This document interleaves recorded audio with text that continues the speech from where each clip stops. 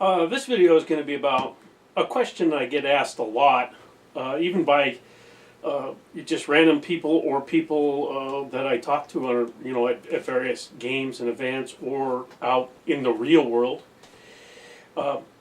What's the best airsoft gun to get for a beginner?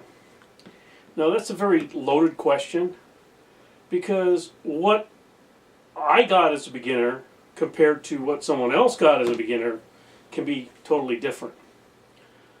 My advice always to people is don't go crazy the first time out.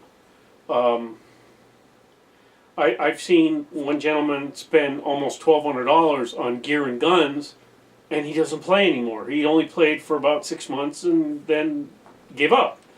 And I said, well, what about all the guns that you bought and things like that? He says, I put them on the wall. He said, I'll eventually sell them. My opinion is try and go to a place that'll rent something. That's kind of tough. Usually that's an indoor venue. Some people might not like that. Very few places outdoor have rentals. Maybe they do, maybe they don't. I haven't been to one that has one. But if you have a friend that can take you, it's very important to go with someone. Going by yourself as your first airsoft experience is usually not the best way to do it. Going with a friend or a group of friends is often fun. And if one of them has some extra gear that you can try, that actually helps. That's good and bad though, because sometimes, for example, as a loaner pistol gun that I have, it's not the best, because I don't want to have to worry about if someone breaks it. I'm not going to hand somebody my upgraded Thompson with the real steel stock and everything like that on it and have them go face first and snap it in half. I would be like devastated. If I do it, I'm stupid. He does it, I'm mad. That's the difference. So usually you're loaning somebody something that's not the best, and if it is, you don't care if they break it or not. I actually lent out a shotgun to a guy that I didn't care if he broke it or not, but he ended up snapping it in half, which he walked out on the field, tripped, went face first into the gun and snapped it in half. So, but I digress. My best advice for people when they're saying, what's the first airsoft gun I should get? And I always remind them that the first thing you should get is good eye protection, face protection. You can get really good face protection and eye protection on a budget. And they said, well, what's some of the good ones? Now, the one Tigress face mask is the best. That's like $20. They're a little bit less. They run anywhere from $15 to $20. Or you can just get a mesh mask, which anywhere from $5 to $10. Although people like the idea that the one Tigress folds down a little bit better, so you can get on the rifle down the sights a little bit better. But let's go on a budget, and let's say a mesh mask, and you buy one for about $5 to $10. You can get an Element set of goggles with 3 lenses, a clear, a high contrast, and a smoke, for like $20. So there you're spending like $30 or less for some decent eye pro. Now, Pyramex has some really good dual pane goggles, and they're about $20-some too. So that is another option that you can get. I have a pair, they barely fog, even when I'm like sitting, just sweating like a pig. So that's a good solution there.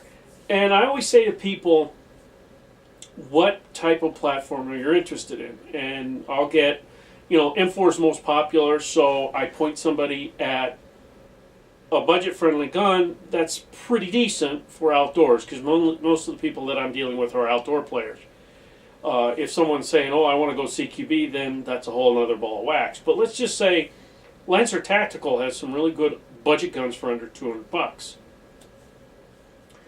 So let's say your budget for an airsoft gun, you could buy a Lancer Tactical for like $200. Not to mention some of the G&G combat machines under $200 from really good stuff. Some of them might be polymer. There's a lot of different, like Sportline or whatever they call their competition series, that are under $200 that shoot fairly well, and as a starter gun, pretty good. I've seen one for $159 that might do the job for you just to get into it. That'll at least let you compete with other players on the field. So let's say you go $160 and $30, so you're under $200 already with a gun and face protection. You line up BBs, and some of the guns come with a battery. So there you're good to go right there. You've got a battery, you've got a gun, you get some BBs, spend like $20, $30 on that. I think for under $300, you can get an incredible system, maybe even like $250 just to start out. You buy a bottle of BBs, you use the battery that's in the gun, comes with the gun, Face Pro, that, you're good to go. And the Lancer Tacticals and the G&G come with a high cap mag. So you're good with one mag for a game. Sure, you got to fill it up every once in a while, 300 round high cap, 400 round high cap.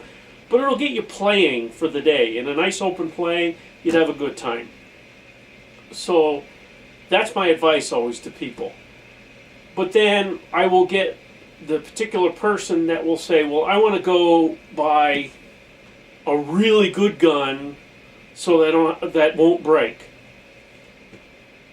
I don't think there's such a thing. It is got moving parts, metal and plastic in there. Stuff over time is going to break. There's no gun that will not break.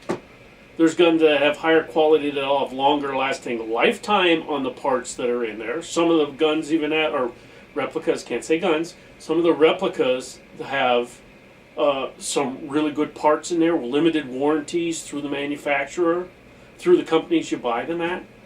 But no gun is not going to break.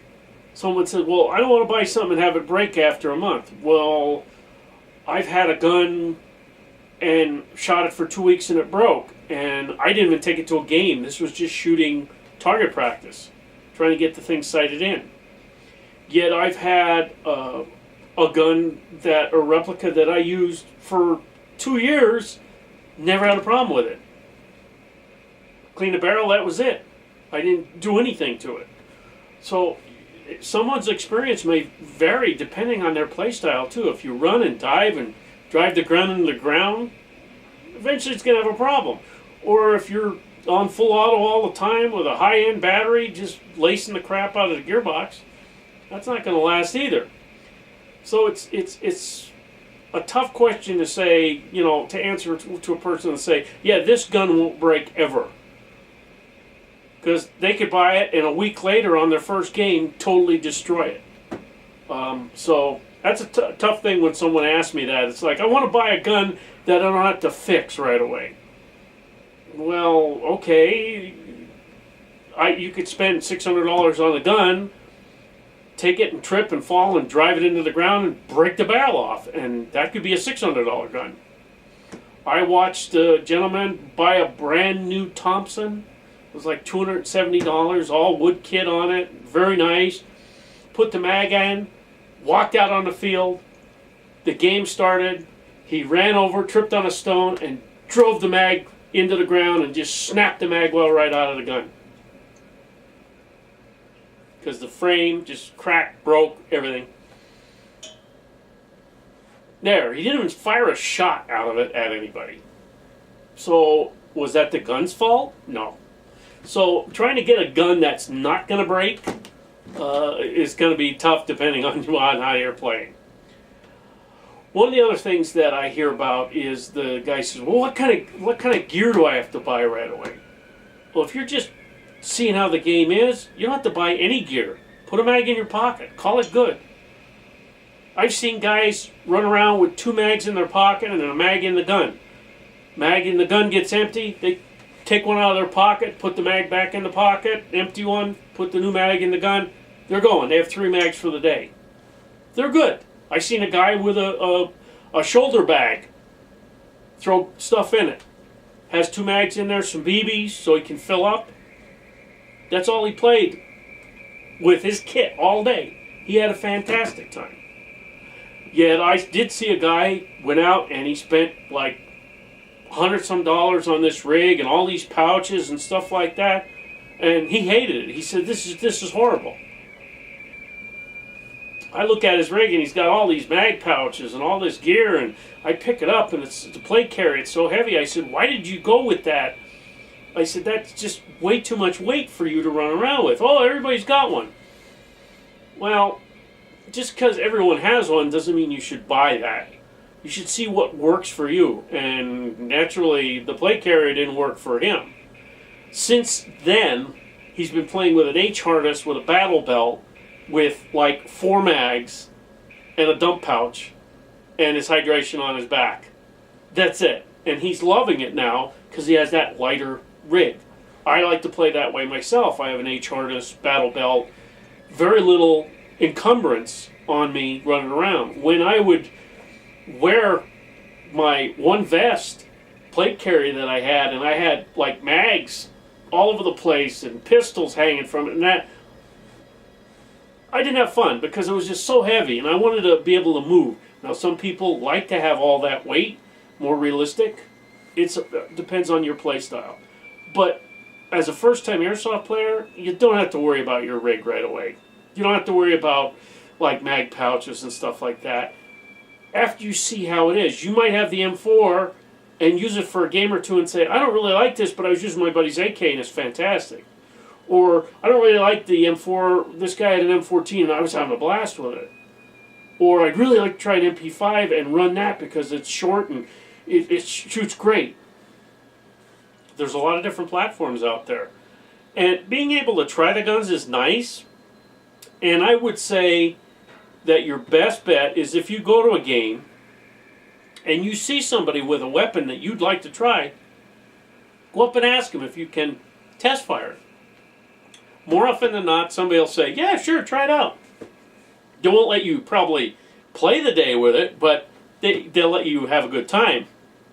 Now, I've gone to a game, and this younger player had an AK polymer, like, it was horrible, and he was shooting 2 O's out of it, which was the problem to start with. And his BBs weren't getting to anybody. Didn't have the hop-up adjusted or anything like that. So at the time, I was playing with my Thompson. I lent him my Thompson and gave him an extra mag to put in his gear. He gave me his one high cap that he had for the AK. Well, I adjusted the hop up. Didn't help much. You only got maybe a little bit longer range. But I said, let's just, you shoot mine, I'll shoot yours. We'll have a good time, but we got to move up so we can engage. Got to get closer. So I got him to a spot, and he wants to shoot full auto right away. And I said, no. Here's what you do. Line your gun up. Put your gun, I said, if you have to, put the mag on a stump. And I said, just fire 2 shots. I said, double tap every time at somebody. I said, look down the sights where you're shooting at and try to line them up and shoot at the guy twice. 2 shots, see how they go. 2 shots, see how they go. 2 shots, see how they go. I said, I want you to fire 6 times, that's it. The first 2 shots, he hit the guy. Well, because my gun had some pretty good range. He's having a ball. He shoots a couple more guys. Shoots a couple more guys, the mag's empty. It's only 110 rounds. He had shot full auto on it, which I told him to stop doing, put it to semi. That's why he was out of BBs right away. So he put the second mag in. I helped him put the second one in, and he's shooting that, and he's having a fantastic time. I ran with him for over an hour. The game stopped. He went off to visit whoever he was with. I gave him back his gun. He gave me back my Thompson.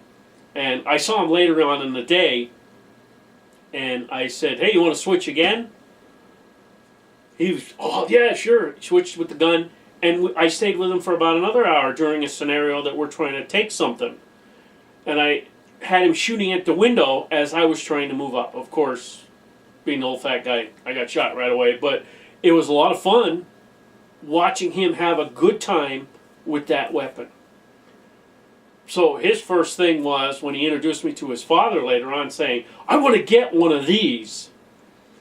And I had to explain to him that, yeah, that's, you're probably going to get pretty close to this if you buy one, but I've done some work on this, so it's not going to be quite the same. Uh, that was a good experience for him.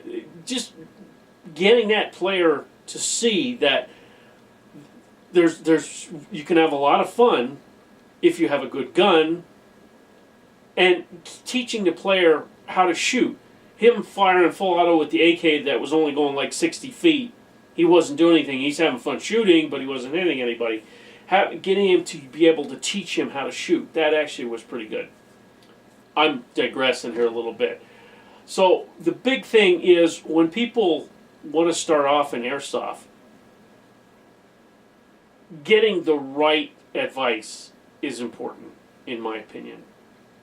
If you get advice from somebody, and like, I would never ask a store what to buy. They're going to tell you, buy this, this, this, and this, and you end up spending $1,000 and finding out, oh, this is crap, I don't like any of this stuff.